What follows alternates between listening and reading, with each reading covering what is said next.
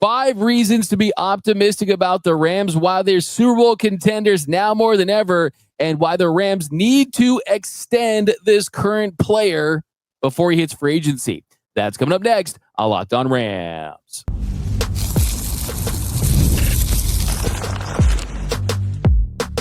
You are Locked On Rams, your daily Los Angeles Rams podcast. Part of the Locked On Podcast Network, your team every day. What is up, Ramley, and welcome to another episode of Locked On Rams, your daily podcast covering your Los Angeles Rams.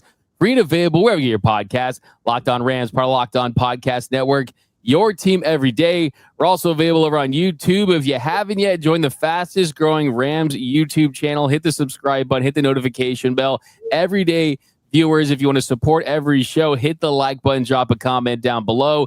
Podcast listeners, write us a review. My name is Doug McCain. You can follow me on X and Instagram at DMAC_LA. I've covered LA sports for over a decade, 24/7 sports, SI, Bleacher Report, Dodgers Nation. And as always, I'm joined by the Rams pre-half and post-game show host for the Rams flagship radio station, ESPN 710 LA.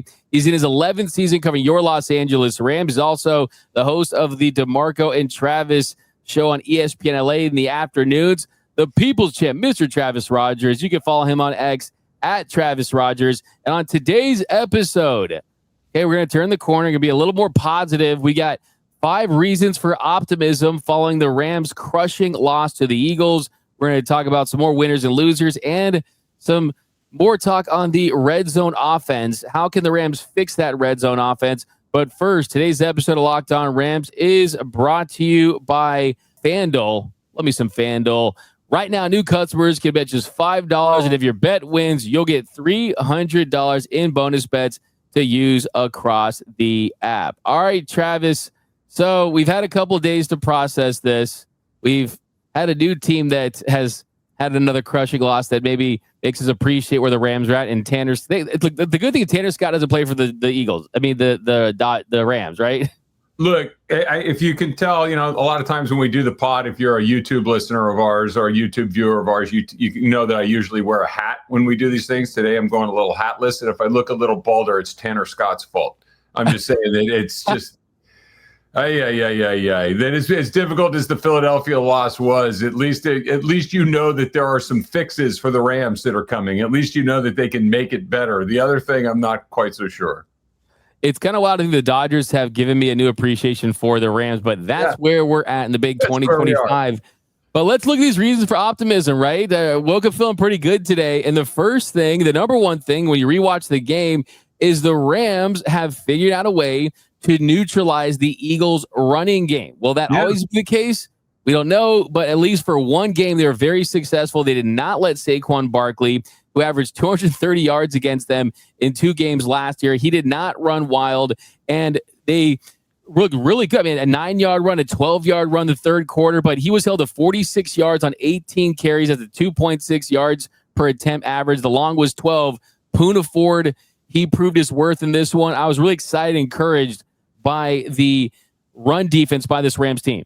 Yeah, me too. I think that coming into that game, that was the thing that had me most concerned. Was it wasn't like Saquon, okay, he had a big game in the playoffs, you kind of chalk it up to a one-off or whatever. That's not what it was. That was a couple of games where he just ran up and down the field on the Rams. He didn't do it on Sunday. The Rams did a really good job against him. And part of that is they did a good job against him early, and then they had to throw the ball. They kind of had to go away from him in the second half, which is how you beat a team with a Saquon Barkley, is you make him, less of a weapon by putting the ball in his hands less. The amount of carries he had was very, acceptable, for lack of a better word. When you look at the game last year, you look at both games last year, he had carries up into the mid-20s. They did a much better job of limiting his opportunity. I think we'll have a better feel for that Rams defense as a whole, and particularly against the run this week. You get another really good test in Jonathan Taylor, another guy that is a high-level NFL running back, somebody that if you do not lock him up, if you do not make him, work for everything he has, he can make your life very difficult. But I'm optimistic about it. Look, the further, like you said it, Doug, the further we get away from Sunday and how brutal that game ended and how bad that second half was, there are a lot of positives in it, and their success against Saquon in the run game and against a really good offensive line too, right? This is not just some old team. This is the defending champs with one of the best O-lines in football, and they did a really good job. Absolutely. And why is it important? Well, because if you look at who the Rams are going to be facing in the upcoming weeks, you got Jonathan Taylor this week, you got Christian McCaffrey the following, you have Derrick Henry coming up pretty soon, all these guys in the next 3 weeks. And if Saquon ran wild against this team, you would say to yourself, wow, you got the loss and they can't stop the run and they got these tough opponents. So that's definitely something to feel really, really good about. And then also, not only is it the run stopping, it was the run game of the Rams that looks like it's leveled up this season. So another reason to feel optimistic is the receiving core has leveled up with Puka taking the next step and the insertion of Devontae Adams, but also Blake Corum is finally getting involved and he's taking advantage of those opportunities. In the last 2 weeks, Kyren Williams and Blake Corum, they've rushed for 258 yards combined. You had 110 against the Titans, 147 yards against the Eagles. And you look at the averages too. It's efficient. 4.7 yards per carry on Sunday for Kyren Williams. And Blake Corum, 6.6 yards per attempt against the Eagles. That's 8.82 the week prior. So he's been really good. And the Rams have something they can lean on as they get the passing game going, as they kind of feel out Matthew Stafford in the back situation early on this season. I think there's been two things that you can feel really good about offensively for the Rams through the first 3 weeks of the season. Number one is it feels like Puka has leveled up, right, and just become not just a good player but a great player, and that's really exciting. But really close to that, maybe is 1A, is what you just described. It's not that Kyren Williams continues to be good. You and I have talked about this. The everydayers know this. He's a good running back. He's a good NFL running back. He's a guy that's going to get you somewhere between 70 and 90 yards on most weeks, maybe go over 100 occasionally. He's going to find the end zone. He's a really good blocker and pass protection, somebody that you feel really good about. But now, like you said, he's added some dimensions to this. It isn't just, 2 or 3 yards a carry. We're talking 4.5. And then all of a sudden you throw Corum in there, who's hitting at 6.5. And adding some pop plays in there as well. It's a 1-2 punch that is really formidable. It's impressive to see. I know we talked about it earlier in the week. I'd like to see Corum get a little more. I think it helps everybody. I think it helps Corum because he's earned it. He's deserved of maybe 3 or 4 more carries a game. And I think that it really puts the heat on Kyren in the best possible way, not in a you're going to bench him sort of way, but in a, hey, you're going to get a few less. You're going to really have to make these things, pop. And he has, he's responded in exactly the sort of way that you would like to see a player respond when, if we want to call Corum his backup starts to push him. And this is every coach's dream scenario. You have a really good starter and a really good backup who's putting pressure on the starter, and the Rams have that. Yeah, I think that's key. I think that if Blake Corum had come in and had the success that he had, and Kyren, his production had dropped off, then you would get a little worried, right? But the truth is that you don't want to say it kind of motivates him, but it's just only natural, right? It's how human beings are, right? I mean, you get the new guy at work and he's kind of, the boss is giving him a little more love. And you're like, oh, I'm going to do this or that. Don't forget how good of an employee I am, right? It happens everywhere. And Kyren Williams is someone that is feeding off of that. I think Blake Corum is feeding off it too. So the fact that they have worked well as a tandem, as a duo, makes it very encouraging. I think it would be less encouraging if Blake was great and I'd rather have Blake Corum closing out games than Blake trying to right now, but I digress on that. If Blake was great and Kyren really fell off, then you'd be worried. But the fact they're good as a duo makes you feel really good. And about, you have something you want to say about Blake Trinan or something? I just, Blake Trinan just put me in a bad mood all over again. But look, he's better than Tanner Scott. Now, you are probably better than Tanner Scott at this point, even if you're not left-handed. But it's just, you had to go there, didn't you? It really kind of put me in a place. I had to go there for sure. But I will say one other thing about the running game, kind of going back for a sec, Doug, is there's one more element that needs to happen. Like you said, you've got Kyren Williams, he's hitting. You got Blake Corum, he's hitting. Sean McVay needs to give him the ball. That's the last part of it, is that in that second half, especially in short yardage on third down, it's like, and I get it, and you and I have talked about this, the everydayers know this, that I don't think there are a ton of fair criticisms of Sean McVay, but one of the ones that I do think is fair, and I think we got another good look at it on Sunday, was when he goes away from the run. It just and it was working. The Rams were moving the ball on the ground, and all of a sudden it's pass, and they weren't able to convert. I think 3 for 10 on third down, and I think that had a lot to do with Philadelphia's ability to get back into that game. Absolutely agree. And then also I'll add one more thing. Kevin Dotson's ankle staying healthy because he's had the ankle injuries, and when he's in there, there's a different run team. We saw that against the Eagles. But coming up next, a couple more reasons to be optimistic. We got some winners and losers. Is there a contract extension that the Rams could consider based on this player's performance early? That's coming up next on Locked On Rams.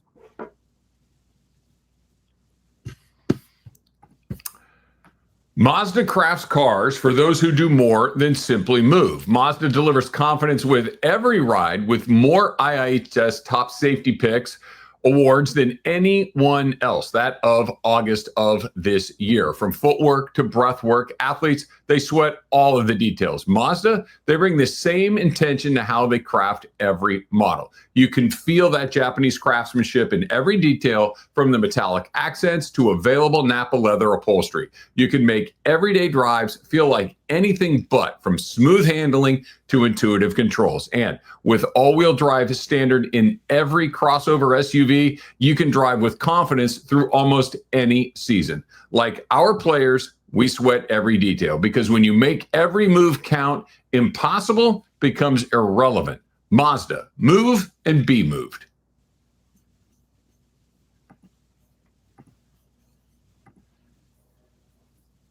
And welcome back to Locked On Rams. Thank you for making Locked On Rams your first listen every single weekday. Free and available wherever you get your podcast. Locked On Rams, part of Locked On Podcast Network. Your team every day. Okay, so more reasons to be optimistic in this one. And let's go to the pass rush, because the Rams pass rush has been really good to start this season. Jared Verse is still heating up. Byron Young has been excellent. Poona Ford has had his best game as a Ram. And in the first half, they were all over Jalen Hurts. Yeah. They held that Eagles team to 33 yards. It was the worst first half of the Nick Sirianni coach team. You got blitzes. You got guys going all over the place, just taking full advantage of Lane Johnson in that one. And Verse finally got his first sack, and then it led to a forced fumble, and Nate Land recovered. So, yeah, there's just been a really good, consistent pass rush. And when they're getting pressure with their front four, it really takes his defense to the next level and takes some of that pressure off the secondary and the linebackers. Yeah, look, I mean, had that final kick gone through, had they converted one of those third downs, had they gotten one stop in the third quarter or fourth quarter, we'd be having a totally different discussion, Doug. We'd be talking about all of the stuff that you're bringing up right now and how good that front line looked and how good that pass rush has been. Because like you said, we saw Ford get home. We saw Verse get home for the first time and knock the ball out. That they put one of the best offensive lines in football on their heels. I saw some footage of some game film yesterday, and Jared Verse was throwing guys around like a dad playing with his kids. Like it's crazy how he's able to move these guys, and they're going to be able to do that all season long, assuming health. They're really, really good, and it kind of come back to this. That's why that loss on Sunday was such a disappointing loss, because instead we could be sitting here talking about how, look, the Rams established themselves maybe as the favorite in the NFC had they been able to go in there and do what they did. Instead, it was just such a gut punch. But the pass rush was terrific. The running game is terrific. Devontae Adams seems to get a little bit better every week. Matthew Stafford had a bad game, but that could have just been he had a bad game. That's going to happen every once in a while. By the way, he had a bad game, and they still nearly beat the Philadelphia Eagles in Philly. There was a bunch of good stuff in there, and that pass rush is right near the top. 100%. I do think that's a great point as far as just the overall narrative of this all. Like you mentioned, just analysts and just, I mean, you look at the national media, they would be the sexiest pick. The Rams bandwagon would be at capacity right now. There would be people hanging onto the bumper, dragging down the street and just hanging out of the windows. Now it's, they choked. They had the worst loss in the Sean McVay era. But the truth of the matter is they dominated that football game for a half. And if you didn't have just something that's so improbable, I mentioned on the show yesterday, it was the first time since 1978 that the team had two field goals blocked in the fourth quarter of a game. That just does not happen. It's not an excuse at all. They definitely fell apart. There's no doubt about that. But what would you rather have, Travis? what happened on Sunday or lose by 40, right? Or lose by 40 or get dominated. Then it'd be like, you know what? This team isn't what we thought they were. This team still is who we think they are. They collapse for a half. I agree. And like you said, those 2 blocked field goals for the first time in nearly 50 years in a single quarter, you can fix that. That's not hard to fix. That's actually pretty easy to fix. That once you realize that you're tipping your pitches or you've got to tell that other opposition is able to kind of tee off on, you just don't do it anymore. You change your cadence. Like, that is the easiest fix in the world. Matthew Stafford is not going to miss wide open guys on third down very often. The fixes are right there in front of you. This is not, get ready for it, having 7 guys in the bullpen and no one can get anybody out. There are no fixes for that. There are plenty of fixes for this. So I've turned the page. I'm pretty optimistic on what's going to happen on Sunday. They get the Niners at a pretty good time because they're banged up, short week. Niners got to travel, all that kind of good stuff. So they're in a really good spot once you kind of take a step back from the emotional, gut punch that took place on Sunday. Yeah, and sometimes a loss can leave such a bad taste in your mouth that you can just see players in the following games when things get tight or when they're in similar situations. They're like, no, that's not happening again. Yeah. I don't want to have to talk to reporters and answer those questions. I don't want to have to tune into shows and listen to everyone take a dump all over us and tell us we choked, right? And that stuff, it's in your mind and it impacts your future play. Michael Brocker said as much. He's like, hey, when we had a bad loss, man, it's like we hated when those lockers open and the media came in. You had to be like, oh, I hate this and this and that. Like, they don't want that. Like, they hate that. And look, you are a Sean McVay fan. I'm a Sean McVay fan. I think just about every Rams fan is a Sean McVay fan. And this is why, again, Sunday was so bizarre and why I'm very confident that it's not going to happen again. That guy's not going to let that happen again. He's not going to let his team be, manipulated like that. He's not going to make the decisions that he made. He's really good at self-evaluation. He's really good at figuring out what went wrong and not letting it happen again. He is a brilliant NFL head coach. He's going to go and look and see what happened and say, okay, this is where we tricked this off. This is where we messed that up. And let's make sure that it doesn't happen again. I'm super optimistic moving forward because Sean McVay is here. Like, if this were one of these guys in the NFL that constantly is doing dumb stuff, you'd be like, man, they did it again. That's why Sunday was so shocking, is that they don't do stuff like that. And I don't think they're going to start. I think it was a one-off. I think that, if you and I fast forward to the year 2030 and we're still doing Locked On Rams, we'll be saying, remember that weird game in 2025 against the Eagles? That still doesn't make any sense. It was that out of bounds. Oh, for sure, 100%. There's no doubt about it. Like, it's one of those games that you can remember NFL games really, really well because it's only like 17 a season. But there's some you never forget, and this is definitely one you'll never forget. I do want to say too, though, if these teams are gonna be on that collision course and they have the tiebreaker, it is a factor. You could look back.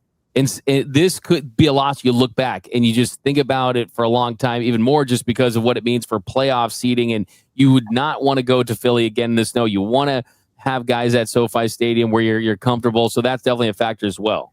And I agreed. I'll co-sign all of that. And I just add to it is you'd like to beat them, right? I think Sean McVay's 1-6 against the Eagles in his NFL head coaching career. And it was like the thing they had with the Niners for a long time where they just could not get past the Niners. It seems like they put that to bed. They beat the Niners a handful of times now since the last couple of seasons. So, these things change. They don't last forever, but it would be nice to not just stagger the Eagles and have them have to pull out, a miraculous comeback, but to actually finish them off. But DeMarco said something on a radio show yesterday about how you can't gut shoot a zombie. You have to head tap them. And they didn't do it against the Eagles last time. And hopefully they get another chance to do it. But you may be right. We may be back in Philadelphia in January, and that may be the difference. If they both finish, at the top of their divisions and it's a collision course, that could be the difference.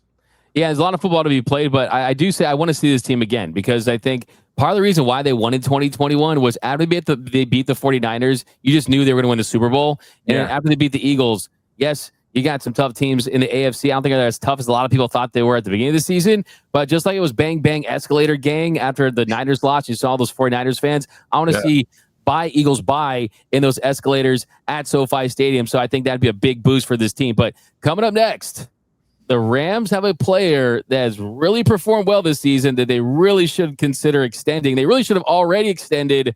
That's coming up next on Locked On Rams.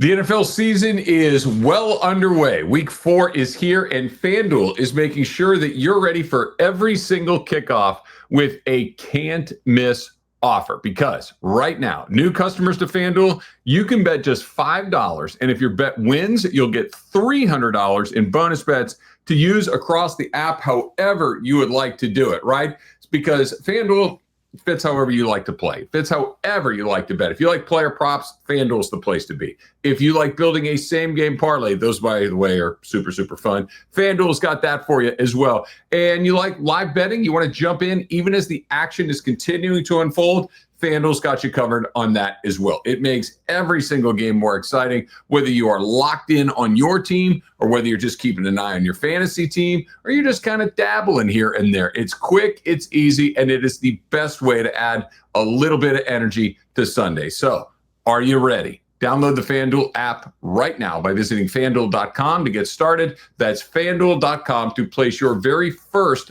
$5 bet. And welcome back to Locked On Rams. Thank you for making Locked On Rams your first listen every single.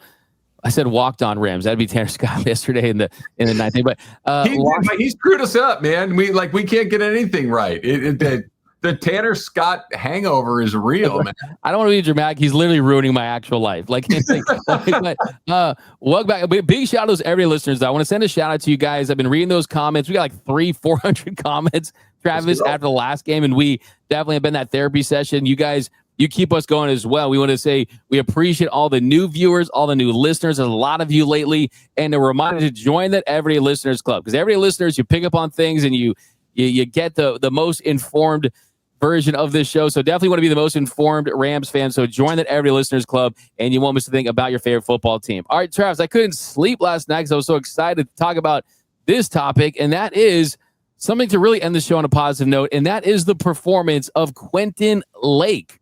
Quentin Lake has been incredible so far for the Rams this season, and he just had his best game, and he keeps getting better and better every single week. And we know that the Rams are a team that does not have a long history of giving out contract extensions to DBs. That's just not what they do. They let them walk in free agency. They had so many opportunities they wanted to re-sign Quentin Lake to a new deal in the offseason. He's in a contract year, and he's playing like it. Week 2 against the Titans, an 89.3 PFF grade, 7 tackles, 1 pressure. I mean, he allowed just 2 catches for 4 yards on 4 targets and a pass breakup. Then he had an even better game against the Eagles at 91.2 PFF grade, gave just 3 catches on 7 targets for 15 yards, had 4 pass breakups.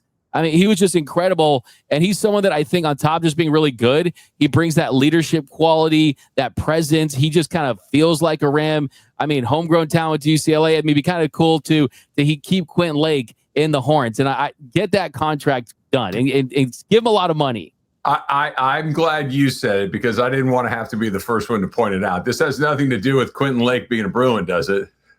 Nothing. We have nothing. He is all we have. We have absolutely nothing but an empty Rose Bowl.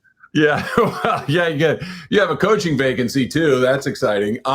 But yeah, no, he's been really, really good. And I like what you said towards the end there. Not only has he been an impactful player, I think that he brings a leadership component to this team that they really need. I think they need a leadership component in particular in the back end of that defense. You have some guys that have knocked around the league a little bit. You've got some younger guys that are still finding their way in this league. So that Quentin Lake can kind of step into that leadership void for that position group or the back half of the defense, I think is really important. This is like you said, Doug, this is a position that the Rams have kind of sort of treated like linebackers. I know that they paid Jalen Ramsey, they paid Darius Williams a period of time, but this is something that they're willing to forego to spend money in other places. So we'll see whether or not that happens. I hope he stays here. He's been a really good a member of this team, but they don't have a lot of options back there at the moment, and that he has stepped up in the way that he has is a testament to his ability. It's a testament to his leadership.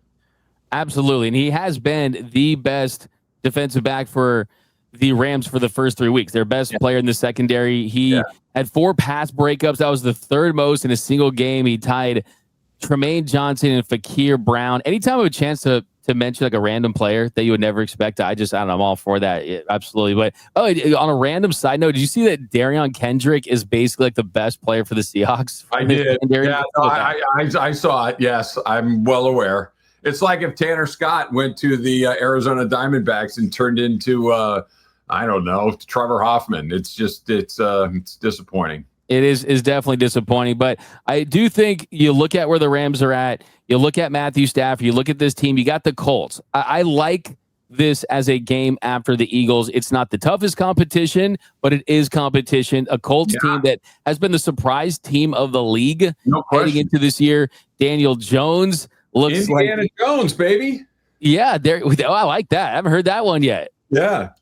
No, Danny Dimes is doing it again, and Jonathan Taylor's been great for them, and it's not going to be an easy win for the Rams at all whatsoever. So really to have a tough test, but at home, there's going to be a lot. Can you imagine 3-1 you'd feel really, really good about? Okay, let's throw this out there. So I was doing a little Colts work yesterday. They're 3-0, and 3-0 is 3-0. I don't care I don't care what it is. 3-0 is 3-0. Indiana Jones has thrown 0 interceptions. Indiana Jones has only been sacked twice. Jonathan Taylor has had a really good 3-game run. Michael Pittman Jr. has had a really good 3-game run. They've only punted once all season long. The Indianapolis Colts have punted 1 time in 3 games. So they're playing good football. Here's the flip side. They beat a bad Denver team early in the season, where Denver was just kind of all over the map. So that was a big surprise, obviously. And then you've got Tennessee and you've got Miami teams that are dreadful. So we'll see. Obviously, this is a big step up in competition for them. It's back at SoFi Stadium. The Rams are going to come in super salty after what happened in Philadelphia. But that game that felt like, okay, well, they're going to beat Indianapolis in week 4. You can put that one in the W column. It's not that. They're going to need to play well to beat them, because the Colts have confidence, and the Colts are playing well, and they're all NFL players, maybe not loaded up with a bunch of stars, but they're NFL guys playing well with confidence. That's a dangerous matchup. It almost kind of feels a little bit like a home trap game. Could be a little letdown game as far as just I think that was built up heading to that Eagles game. So it's really important for this team to come out there and not let the Colts stay hot, because if they win that game, then wow, I mean, geez, what does it say about Brian Dable? He's going to definitely update that LinkedIn for sure. But that is going to do it for this episode of Locked On Rams. My name is Doug McCain. You can follow me on X and Instagram at DMAC_LA. And also follow the People's Champ, Mr. Travis Rogers, at Travis Rogers. And until next time, whose house? It's Locked On Rams house.